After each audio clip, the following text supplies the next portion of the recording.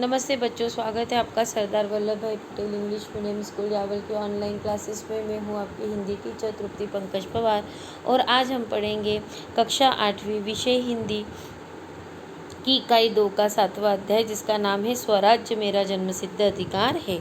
तो यह वाक्य पढ़ते ही आपको पता चल गया होगा कि ये वाक्य किसने लिखा है।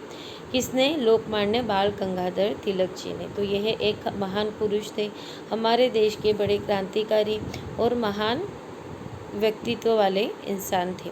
तो उन्हीं के बारे में हमको पढ़ना है। उसके लेखक भी कौन है? लोकमान्य बाल गंगाधर तिलक जी। तो हम पहले उनका परिचय जान लेते हैं। इनका जन्म 1856 में दापोली में महाराष्ट्र के रत्नागिरी में हुआ था। इनकी मृत्यु 1920 मुंबई महाराष्ट्र में हुई। इनका परिचय: बाल गंगाधर तिलक जी एक शिक्षक, सामाजिक कार्यकर्ता, एक प्रसिद्ध वकील थे।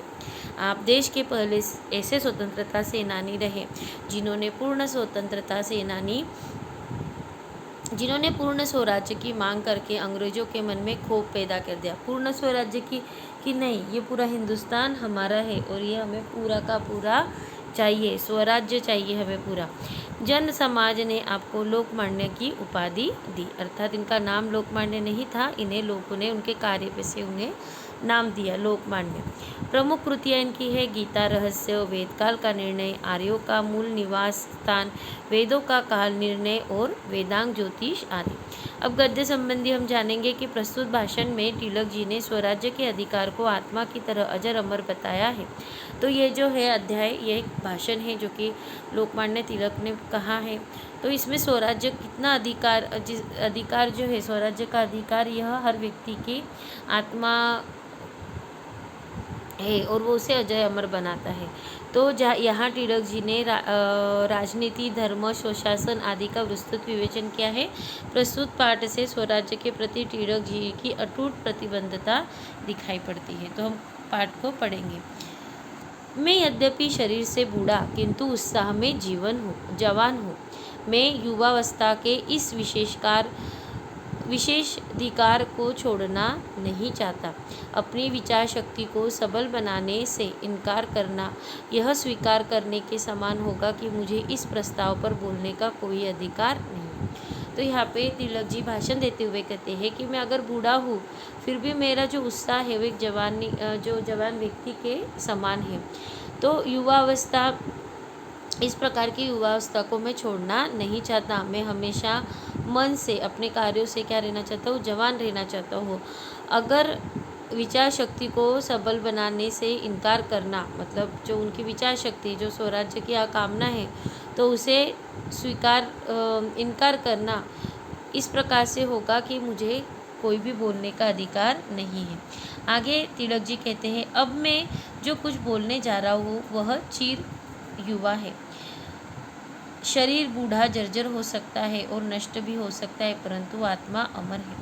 तो लेखक कहते हैं, बाल गंगाधर जी कहता है कि जो मैं बोलने जा रहा हूँ वो क्या है?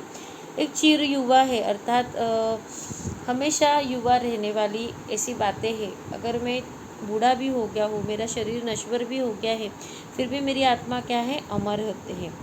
उसी प्रकार हमारी होम रूल गतिविधियों में भले ही सुस्ती दिखाई दे, उसके पीछे छिपी भावना अमर व अविनाशी है। तो ये जो होम रूल है, होम रूल जो गतिविधियों का यहाँ पर वर्णन किया है, तो होम रूल उस काल में इस प्रकार से था कि जब प्रथम विश्व युद्ध चल रहा था हमारे देश में, तो हमारे देश में उस युद्ध के कारण जो भी क्षतियाँ हुई थी आस पड़ोस के देश में या हमारे देश में, तो हमारा जो देश था वो अलग ब्रिटेन या इंग्लैंड के क्या था? अधीन था। तो उस युद्ध क्षति को मतलब ख़त्म करने के लिए या उसे युद्ध क्षति का भरने के लिए तो लोगों से क्या किया गया? कर मांगा गया। तो कर मांगने की वजह से लोगों का बड़ा नुकसान हो रहा था। भारतवासी बड़े ही त्रस्त हो गए थे। तो त्रस्त होकर उन्होंने यह होम रूल जो शासन था वह चालू किया। तो ये होम रूल कहाँ हुआ था? महाराष्ट्र में हुआ था, मध्य प्रदेश में हुआ था, उसी प्रकार कर्नाटक में भी होम रूल के होम रूल की संस्थाएं बनाई गई थी। तो यहाँ पर उन्होंने जो लोकमान्य तिलक है उन्होंने यहीं पर उसका वर्णन किया है। तो वो कहते हैं कि उसी प्रकार हमारी होम रूल गतिविधियों में ही सुस्ती दिखाई दे, इसके पीछे छिपी भावना अमर है, अविनाशी। हाँ, अगर वो कार्य धीमे हो रहा है तो वो ठीक है, पर हमारी जो भावना है वो क्या है, अमर और अविनाशी है। वही हमें स्वतंत्रता दिलाएगी। आत्मा ही परमात्मा है और मन को तब तक शांति नहीं मिलेगी जब तक वह ईश्वर से एकाकार न हो जाए। स्वराज्य मेरा जन्मसिद्ध अधिकार है, सिद्ध अधिकार है। जब तक वह मेरे भीतर जागृत है, मैं बूढ़ा नहीं हूँ। तो तिलक जी कहते हैं कि आत्मा जो है वो अमर है, और जब तक आत्मा परमात्मा से नहीं मिलती तब तक हमारा मन शांत नहीं होता है, और जब तक हम ईश्वर से एकाकार नहीं हो जाते, उससे नहीं मिल जाते। तो उसी प्रकार आज मेरी जो कामना है वो क्या है, स्वराज्य जो है वो मेरा जन्म सिद्ध अधिकार है, अर्थात वो हर व्यक्ति का अधिकार है। तो वो क्या करता है, मेरे भीतर जागृत है, हमेशा जगा रहेगा, जिससे मैं कभी बूढ़ा नहीं होऊंगा। कोई हथियार इस भावना को काट नहीं सकता, कोई आग इसे जला नहीं सकती, कोई जल इसे भिगो नहीं सकता, कोई हवा इसे सुखा नहीं सकती। अर्थात तिलक जी कहते हैं कि अगर कितने भी परेशानियां आ जाए तो भी मेरी स्वराज्य की जो कामना है वो कम नहीं हो सकती।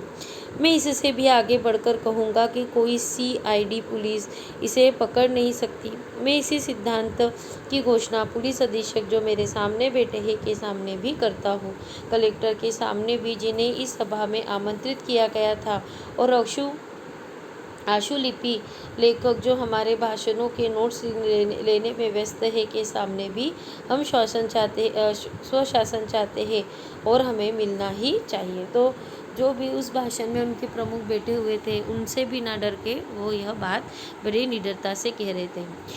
जिस विज्ञान की परिणति स्वशासन में होती है वही राजनीति विज्ञान है, न कि वह जिसकी परिणति दास्ता में हो। राजनीति का विज्ञान इस देश के वेद में है। तो लेखक कहते हैं, बाल गंगाधर तिलक जी कहते हैं कि अगर जो विज्ञान है उसकी परिणति काय में है, स्वशासन में है, अर्थात खुद के शासन में है, वही राजनीति विज्ञान है। राजनीति भी क्या एक विज्ञान का रूप होती है, मगर परिणति दास्ता में हो, और जिसकी परिणति दास्ता था, कार्य दास्ता में हो रहा हो, वह क्या नहीं है, शासन नहीं है। तो राजनीति का विज्ञान इस देश के लिए क्या है, वेद है। आगे कहते हैं, आपके पास एक आत्मा है और मैं केवल इसे जगाना चाहता हूँ। मैं इस पर्दे को हटा देना चाहता हूँ जिसे अज्ञानी, कुचक्री और स्वार्थी लोगों ने आपकी आंखों पर डाल दिया है। अर्थात बाल गंगाधर तिलक हमारी भारतीय जनता को जगाना चाहते हैं, उन्हें स्वतंत्रता स्वराज्य के लिए जागरूक करना चाहते हैं। राजनीति के विज्ञान के 2 भाग हैं, पहला देवी और दूसरा राक्षस। एक राष्ट्र की दास्ता दूसरे भाग में आती है। राजनीति विज्ञान के राक्षसी भाग का कोई नैतिक औचित्य नहीं हो सकता। एक राष्ट्र जो उसे उचित ठहराता है ईश्वर की दृष्टि में पाप का भागी है। तो लेखक कहते हैं कि जो विज्ञान होते हैं उसके 2 भाग होते हैं, एक पहला होता है देवी और दूसरा होता है राक्षसी, अर्थात अच्छा रूप और बुरा रूप। एक राष्ट्र की दास्ता दूसरे भाग में आती है। तो अगर हम हमारा जो राष्ट्र है वो किसी का अधीन है या दास्तापूर्ण है तो वह राक्षसी भाग में आता है, और राजनीति विज्ञान के राक्षसी भाग का कोई नैतिक औचित्य नहीं होता। तो इस प्रकार के जो अगर राजनीति राक्षसी भाग में हो रही है तो उसका कोई भी औचित्य नहीं है। कुछ लोगों में उस बात को बताने का साहस होता है जो उनके लिए हानिकारक है, और कुछ लोगों में यह साहस नहीं होता। लोगों को इस सिद्धांत के ज्ञान से अवगत कराना चाहता हूँ कि राजनीति और धर्म शिक्षा का एक अंग है। धार्मिक और राजनीतिक शिक्षाएं भिन्न नहीं है, यद्यपि विदेशी शासन के कारण वे ऐसे प्रतीत होते हैं। राजनीति के विज्ञान में सभी दर्शन समाये हैं। तो लेखक कहते हैं कि कुछ लोग ऐसे होते हैं जो कि अगर उनके साथ बुरा हो रहा है, हानि भी हो रही है, तो वह यह बताने का साहस नहीं करते। तो वो लेखक कहना चाहते हैं कि बाल गंगाधर तिलक जी कहना चाहते हैं कि राजनीति जो है, राजनीति और धर्म वो दोनों ही क्या है, शिक्षा का अंग है। धार्मिक और राजनीतिक शिक्षाएं भिन्न होती है, अर्थात धर्म से जुड़ी हुई, राजनीति से जुड़ी दोनों भी शिक्षाएं भिन्न भिन्न होती है। विदेशी शासन के कारण हमें वो एक जैसी प्रतीत होती है, ऐसे गंगाधर जी समझाते हुए लोगों को कह रहे हैं। इंग्लैंड भारत की सहायता से बेल्जियम जैसे छोटे से देशों को संरक्षण देने का प्रयास कर रहा है, फिर वह कैसे कह सकता है कि हमें स्वशासन नहीं मिलना चाहिए। जो हम में दोष देखते हैं वो लोभी प्रकृति के लोग हैं, परंतु ऐसे भी लोग हैं जो परम कृपालु ईश्वर में भी दोष देखते हैं। आगे लेखक कहते हैं कि हमें किसी बात की परवाह किए बिना अपने राष्ट्र की आत्मा की रक्षा के लिए कठोर प्रयास करने चाहिए। अपने उस जन्मसिद्ध अधिकार की रक्षा में ही हमारे देश का हित छुपा हुआ है। कांग्रेस ने सुशासन का यह प्रस्ताव पास कर दिया। अर्थात बाल गंगाधर जी तिलक कहते हैं कि हमें आज़ादी मिलनी चाहिए, हमें अपना स्वराज्य मिलना चाहिए, शासन हमारा होना चाहिए, हमें किसी के अधीन नहीं रहना चाहिए। प्रांतीय सम्मेलन कांग्रेस की देन है जो उसके आदेशों का पालन करता है। इस प्रस्ताव को लागू कराने हेतु कार्य करने के लिए हम कृत संकल्प है। चाहे ऐसे प्रयास हमें मरुभूमि में ही ले जाए, चाहे हमें अज्ञातवास में रहना पड़े, चाहे हमें कितने ही कष्ट उठाने पड़े, या अंत में चाहे जान ही गंवानी पड़े। तो यहाँ पर बाल गंगाधर जी कहते हैं कि हमें तो स्वराज्य के लिए हम अगर कुछ भी करते हैं, इससे हमें अगर मरना भी पड़े, अगर जीवन भर कारावास में रहना भी पड़े, चाहे कितने भी कष्ट उठाने पड़े, चाहे कितनी भी जानें गंवानी पड़े, फिर भी हम हमारा स्वराज्य प्राप्त करेंगे। श्री रामचंद्र ने ऐसा किया था। उस प्रस्ताव को केवल तालियां बजाकर पास न कराए, बल्कि इस प्रतिज्ञा के साथ कराए कि आप इसके लिए काम करेंगे। हम सभी संभव संवैधानिक और विधि समस्त तरीकों से स्वशासन की प्राप्ति के लिए कार्य करेंगे। तो लेखक जो बाल गंगाधर तिलक जी है, जो वहाँ की जनता से कह रहे हैं कि केवल तालियां बजाने से कुछ नहीं होगा, बल्कि हमें इसे सबने मिलकर हमें स्वराज्य के लिए काम करना चाहिए। जॉर्ज ने खुलकर स्वीकार किया है कि भारत के सहयोग के बिना इंग्लैंड अब चल नहीं सकता है। 5000 वर्ष पुराने एक राष्ट्र के बारे में सारी धारणाएं बदलनी होंगी। जो जॉर्ज नाम के वहाँ पर अध्यक्ष है, उन्होंने खुलकर किया कि जो इंग्लैंड है वो भारत के सहयोग से ही चल रहा है, और 5000 वर्ष पुराने एक राष्ट्र के बारे में सारी धारणाएं हम नहीं बदल सकते। फ्रांसीसी रणभूमि में भारतीय सैनिकों ने ब्रिटिश सैनिकों की जान बचाकर अपनी बहादुरी का परिचय दिया है।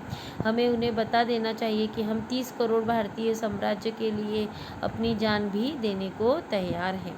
तो जो फ्रांसीसी रणभूमि थी, वहाँ पर जो विश्व युद्ध में जो चल रहे थे, तो फ्रांस में जाकर जब हमारे भारतीय सैनिकों ने वीरता का परिचय दिया, तब सभी कहते हैं कि उनके हमें जो बहादुरी को नहीं भूलना चाहिए। तो हमें बताना चाहिए कि हमारे जो 30 करोड़ भारतीय साम्राज्य के लोग हैं, वो अपनी देश के लिए अपनी जान देने के लिए भी हमेशा तैयार रहते हैं। तो इस प्रकार जी बाल गंगाधर तिलक जी ने प्रथम विश्व युद्ध के समय होते हुए भाषण को बहुत ही अच्छे से दिया और लोगों में स्वराज्य की भावना जगाई। इसी के साथ में आपका यह अध्याय स्वराज्य मेरा जन्मसिद्ध अधिकार है, जिसके लेखक लोकमान्य बाल गंगाधर तिलक जी है, इसी के साथ में समाप्त होता है। धन्यवाद।